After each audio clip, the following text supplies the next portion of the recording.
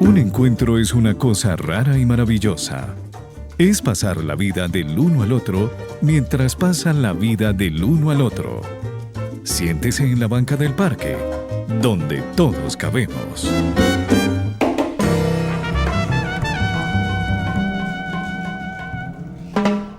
¿Por dónde empezar si usted desea desarrollar su sentido de espiritualidad? Tener más paz, más armonía, más entendimiento posiblemente para vivir su vida. Aquí estaremos hablando de distintas sugerencias, posibilidades y perspectivas de sentir la espiritualidad, de contemplarla. Todo esto hace parte de la vida y también de la muerte. Pero hoy, para quitar esas vetas que hay o esos velos que hay, para hablar de ello, haremos una unión o un conjunto o un círculo tal vez de estas cualidades, estas descripciones y estas sugerencias para empezar a hablarnos a nosotros mismos sobre qué es esa etapa de la vida. La espiritualidad es la vida interior, las expresiones y las prácticas de encuentro con nosotros mismos y con aquello que creemos que está más allá de nosotros. Es como usted entiende el mundo, el universo en su interior.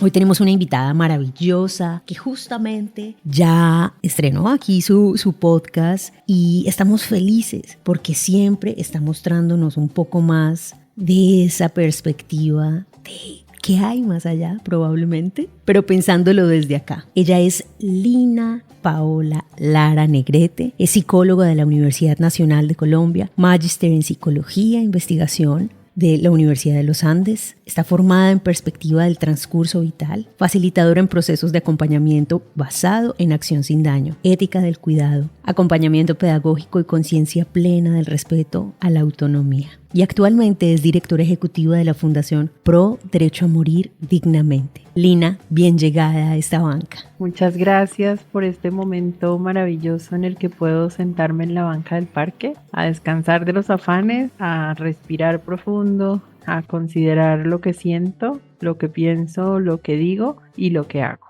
Yo voy a empezar por tomar distancia relativa de un lugar común, de una afirmación que escucho con demasiada frecuencia en relación con la espiritualidad, y es esta idea que tiene sentido a primera vista sobre la diferencia que existe entre la práctica religiosa y la espiritualidad. Con mucha frecuencia, como decía, hacemos esa distinción sobre la religión y la espiritualidad, y quienes la hacen tienen argumentos de peso para hacerla, obviamente. El más común de esos argumentos suele indicar que la religión es un asunto social y cultural directamente ligado con las tradiciones y con las costumbres, pues que cumple un papel en la aceptación social y también en la identidad compartida. Y hago una breve pausa allí, un breve paréntesis para decir que la identidad compartida es todo aquello que nos vincula con un conjunto social específico, como la nacionalidad, por ejemplo, que se otorga por el común denominador de haber nacido en un lugar dentro de un territorio nacional. Y cierro el paréntesis y prosigo. Para algunas personas, la práctica religiosa está más vinculada con la identidad compartida que con la identidad individual. Y esto trae como consecuencia que la religión sea una cuestión, digamos, procedimental. En nuestra región, América Latina, por ejemplo, la práctica más extendida de la religión católica incluye la celebración social de los sacramentos, ¿cierto? Como con fines de interacción lúdica, o sea, esa gran preparación de la fiesta de bautizo, de la primera comunión, del matrimonio, e incluso en el caso del funeral católico, pues esas son ilustraciones de esa fuerza social y cultural que tiene la religión como ordenadora de la conducta social. Esa es, en nuestro contexto y en otros, una manera de vivir la práctica religiosa, y por eso el segundo lugar común que quiero poner en cuestión es el que incluye el adjetivo practicante o no practicante a la identidad, según creo. Muchas personas que distinguen la práctica religiosa de la espiritualidad suelen describirse a sí mismas como practicantes o no practicantes. Yo ahí quisiera como un poquito problematizar eso y espero no perderme en el camino con tu ayuda, Hagdi. Yo creo que esto que acabo de decir nos lleva a una consideración respetuosa para el diálogo con quienes manifiestan que o no creen en nada, como las personas ateas, y quienes dicen que no tienen cómo probar la existencia o la no existencia de Dios, como las personas agnósticas. En un caso y en el otro, quienes no creen en Dios reclaman para sí, pues con sobrada razón, el hecho de que sus vidas están muy ligadas a algún código de ética o a unas formas de comportamiento individual y social que favorecen la vida en comunidad, el respeto de los derechos y de la creencia ajena, y así. Entonces, tengo una pregunta enorme para este espacio y para nuestra audiencia de la banca, y es: ¿de qué estamos hablando cuando decimos espiritualidad? Si la religión que practicamos no nos lleva de la mano por la senda de la trascendencia, ¿qué sentido tiene? Acabo de introducir una palabra en la que me gustaría mucho detenerme, en parte porque la espiritualidad es un llamado correspondiente con una parte de nuestra naturaleza humana, que es la necesidad de trascender, de dar sentido a la propia existencia.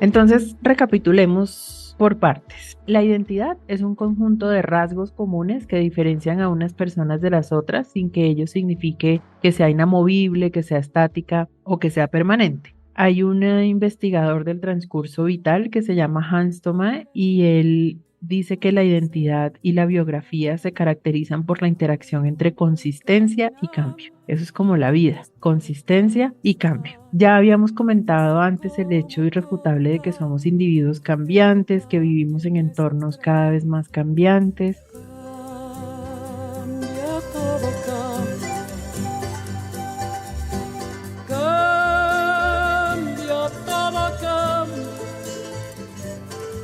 Tiene razón la cantautora: todo cambia todo el tiempo, y aunque a veces nos cueste trabajo reconocerlo, también nuestra identidad está sometida a que reconsideremos ideas, razones, pensamientos y, claro, también creencias. La idea de fe ciega es poco probable, porque la razón y el sentido de coherencia interna entre lo que sentimos, lo que pensamos, lo que decimos y lo que hacemos es un eco que resuena sin parar en nuestra conciencia. Yo creo que este es buen momento para darnos cuenta de cómo hemos cambiado aquí y ahora. Esta es una oportunidad magnífica que tenemos hoy. Mientras estamos aquí en la banca del parque, hagamos un breve recorrido por la consistencia, es decir, aquello que hemos creído desde siempre, que ha cambiado poco, y reconozcamos también los cambios, es decir, aquello que ya no creemos y aquello que hoy sí creemos. Esas consistencias y esos cambios son la base de nuestra identidad y son la base de todo lo que somos en términos de lo que consideramos estar vivas las personas. Las creencias están en la base de la espiritualidad. Creo que lo que practicamos como trascendencia tiene mucho que ver con aquello que creemos. Mis colegas que estudian el comportamiento humano reconocen el valor que tienen las creencias más que los conocimientos en la conducta humana cotidiana.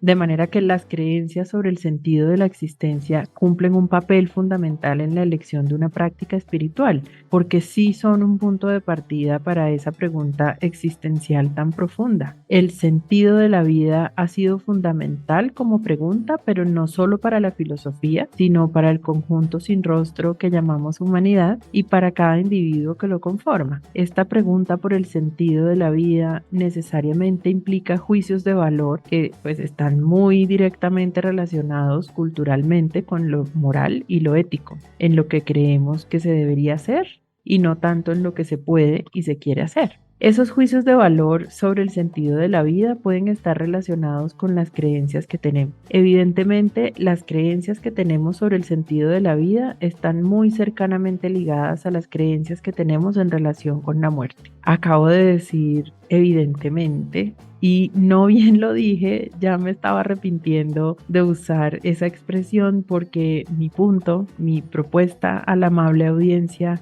con la que estoy compartiendo este momento sentada en la banca del parque es que precisamente esto no es tan evidente, no es preciso decirlo así. El vínculo entre lo que creemos sobre el sentido de la vida y lo que creemos sobre la muerte no es tan evidente. Y este es un buen ejercicio reflexivo para que hagamos hoy en Juntanza.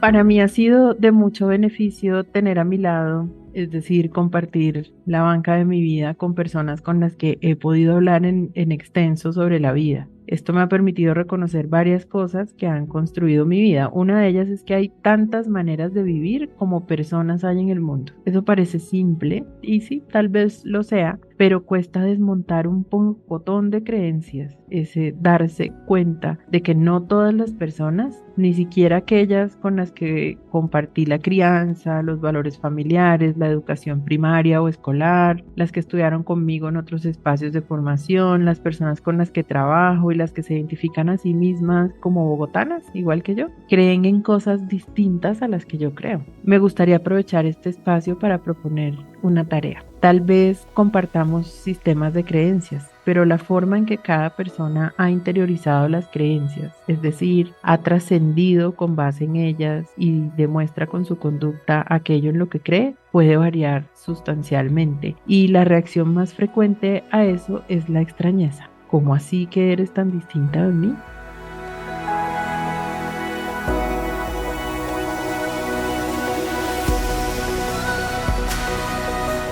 Darse cuenta de que hay muchas maneras de vivir, de dar significado a la vida, de comprender la finitud de la vida, de considerar la muerte y el morir, puede dar luces sobre el camino hacia la trascendencia y de las prácticas espirituales que cada persona ha emprendido.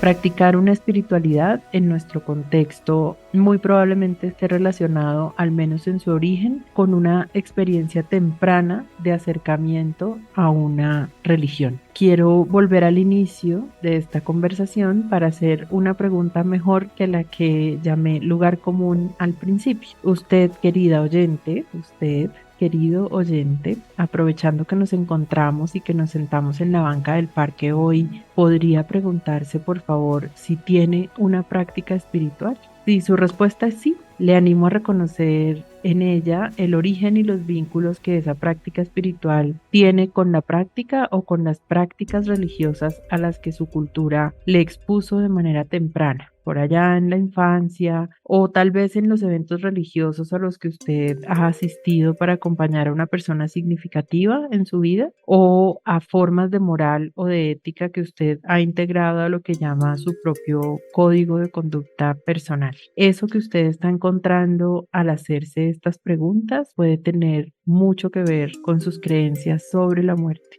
y por lo tanto con su sentido de la trascendencia.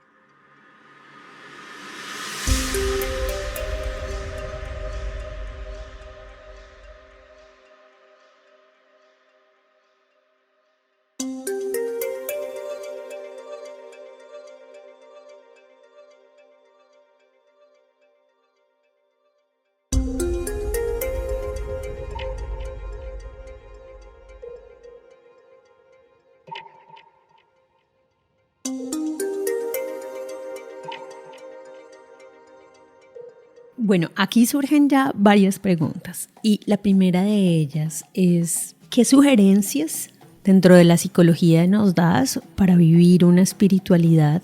Digamos que suena un poco de cajón ya con todo lo que acabas de decir, como decir, B o 1, 3 tips. No me refiero exactamente a eso, sino con cuáles son las consideraciones que se tienen a partir de la psicología específicamente para poder vivir una espiritualidad sana. Ahorita hay una cantidad de ruido que no lo deja uno entender si es que está viendo una espiritualidad o un marketing alrededor de ella, ¿sí? A pesar de que hablamos qué es la espiritualidad en sí misma, es conversar, es escucharse, pero ¿qué sugerencias hay específicas para no caer, vuelvo y digo, en esa toxicidad de la aparente espiritualidad?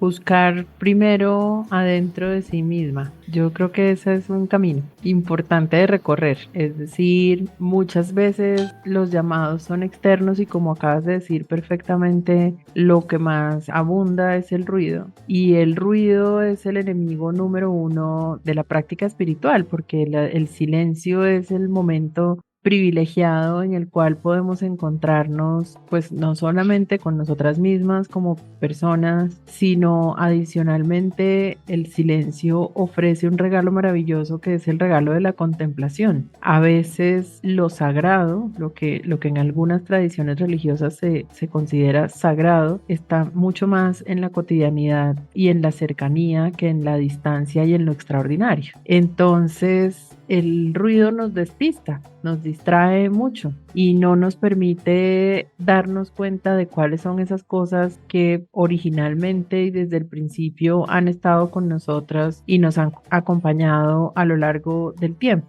No es cierto que las personas estemos desprovistas de la capacidad de trascender. Eso no es verdad. Es decir, no es cierto que siempre tengamos que tomar un curso o vivir una experiencia como esto que tanto venden ahora, vivir experiencias espirituales de proximidad, por ejemplo, con la naturaleza. La naturaleza está allí. Hemos tomado distancia involuntaria, digo yo, quienes vivimos en las zonas urbanas, hemos tomado distancia involuntaria de ella, pero la naturaleza sigue estando allí y el encuentro con la naturaleza es una manera también de trascendencia, puesto que nos recuerda quiénes somos, de dónde venimos y a qué pertenecemos. Entonces, hay muchas formas de tomar distancia de la naturaleza, hay muchas formas de no tener silencio y de no poder escuchar la propia voz interior, y hay muchas distracciones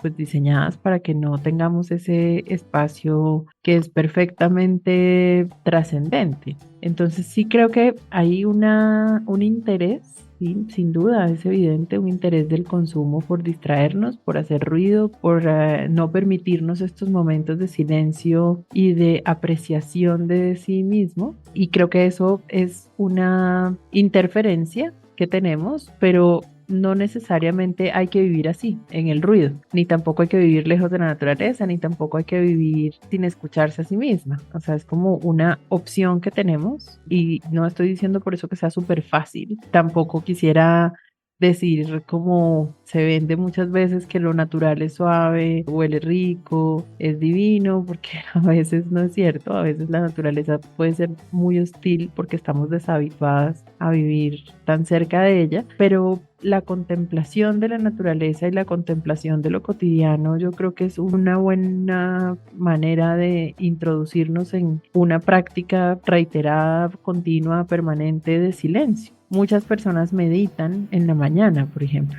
Otras oran en la mañana, y eso tiene un valor increíble porque es como antes de que empiece el ruido, ¿no? A las 5:30 de la mañana el teléfono no suena, hay poquitos carros pasando, hay más posibilidad de escuchar el canto de los pajaritos y hay mucha más capacidad de sentir el silencio y de sentirse en silencio. Entonces yo creo que esas fórmulas ya están inventadas. Tal vez lo que nos hace falta es decidir la escucha. Decidir por la escucha en medio del silencio es un ejercicio inicial.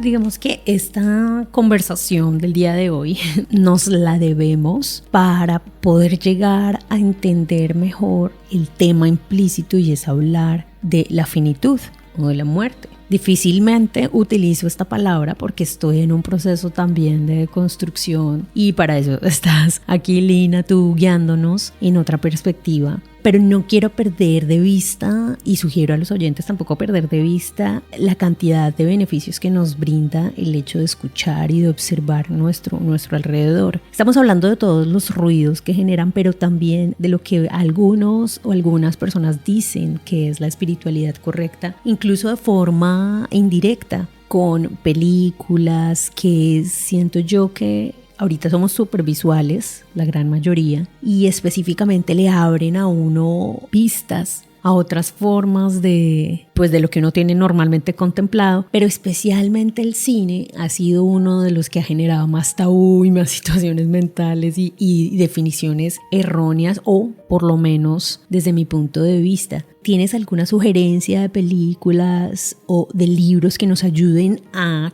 desmenuzar un poco mejor, sin que se vaya a ningún lado o a definir a ningún lado, sino que tenga una apertura para entenderlo mejor? Sí, justo está en estos días en cartelera porque está nominada a los premios Oscar de 2024 una película bellísima hecha por Wim Wenders que se llama Perfect Days. Días perfectos. No estoy segura, habría que conversar con el director sobre cuáles eran las intenciones detrás de, pero la película hace durante 2 horas una mirada muy introspectiva a lo que estamos conversando, es decir, al silencio, a la importancia que tiene en nuestra vida los hábitos cotidianos, eso que hacemos todas las mañanas y que nos permite reconocernos como personas autónomas, capaces de llevar la vida y de seguir adelante en medio del ruido ajeno, en silencio, o sea, como el valor que tiene hacer las actividades cotidianas en silencio, y el valor que tiene considerar que la diferencia del otro no me agrede ni me violenta, sino solamente es otro camino que otras personas están recorriendo, que es distinto del mío, sí, pero que no necesariamente es en mi contra. Es una película bellísima, como con una fotografía muy linda, pero sobre todo como con una cuestión reflexiva, que a veces es difícil, el silencio en el cine a veces es difícil, pero en compensación la película ofrece una banda sonora que yo creo que es casi en el mundo occidental muy reconocida, a pesar de que la película está hecha en Japón. Entonces es bien interesante y yo quisiera invitar a verla, y sobre todo a verla considerando la propia experiencia cotidiana, ¿cierto? O sea, es lo que estábamos hablando hace un momento. La espiritualidad, lejísimos de ser una fórmula y una manera procesual, un paso a paso, una receta o alguna de esas cosas, tiene mucho más que ver con la vida común y corriente, con la vida ordinaria, que con sucesos extraordinarios. Lo que pasa es que tenemos una tradición religiosa que pone el énfasis en los hechos extraordinarios, como los milagros, las epifanías, ese tipo de cosas. Pero la vida cotidiana nuestra, en la que no hay milagros, ni epifanías, ni eventos apoteósicos, merece ser celebrada, y esa es una forma muy trascendental de espiritualidad.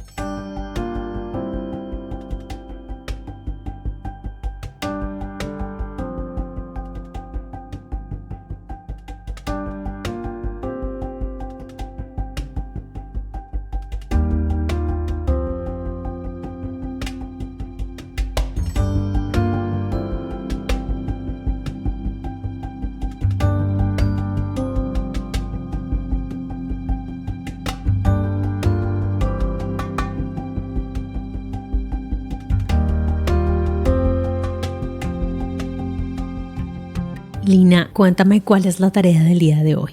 La tarea del día de hoy es una tarea que se oye muy simple, pero que vamos a descubrir a medida que vamos haciéndola, que la vamos practicando. Vamos a descubrir que no todo lo simple, solo por ser simple, deja de tener como su arandela y su perendengue. La tarea que tenemos es la tarea de respirar en silencio. La forma que a usted más le guste. Hay gente que medita y sabe hacer eso está bien, pero también hay otras personas que lo que prefieren es una conversación, una meditación dialogada, que es lo que es la oración, ¿cierto? Que es como una manera de hacer preguntas y de paso también dar respuestas. En la forma en la que usted lo prefiera, tómese 5 o 10 minutos, no se necesita más. 10 es un montón, pero pongamos ese rango, entre 5 y 10 minutos en los que usted pueda entregarse con tranquilidad y con confianza al silencio. Eso sería lindísimo. Es una tarea, se llama tarea, porque sí implica un esfuerzo.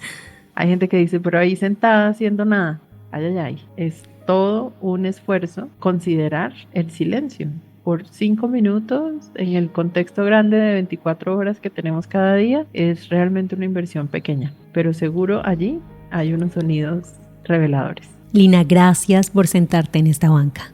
Muchas gracias a ti y a la banca por esta oportunidad para detenernos, ojalá respirar juntos y ojalá considerar, como dice la sabiduría Kamsá de los indígenas del sur de Colombia, considerar que la vida, para poder ser, consiste en sentir bonito, pensar bonito, decir bonito y hacer bonito. Gracias.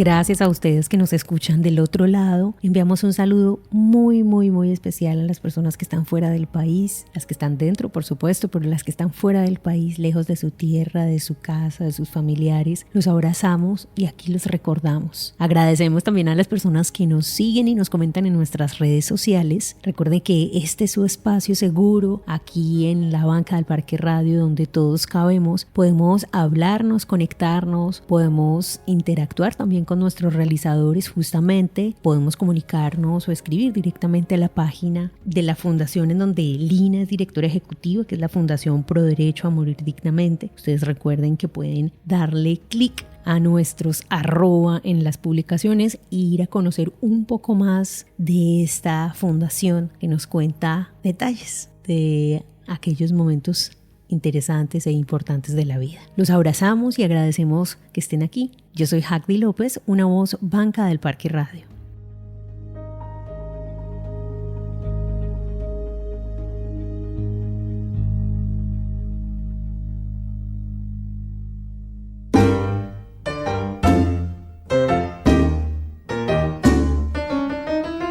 Ahora la banca del parque queda sola. Los esperamos para un nuevo encuentro y seguir pasando la vida del uno al otro.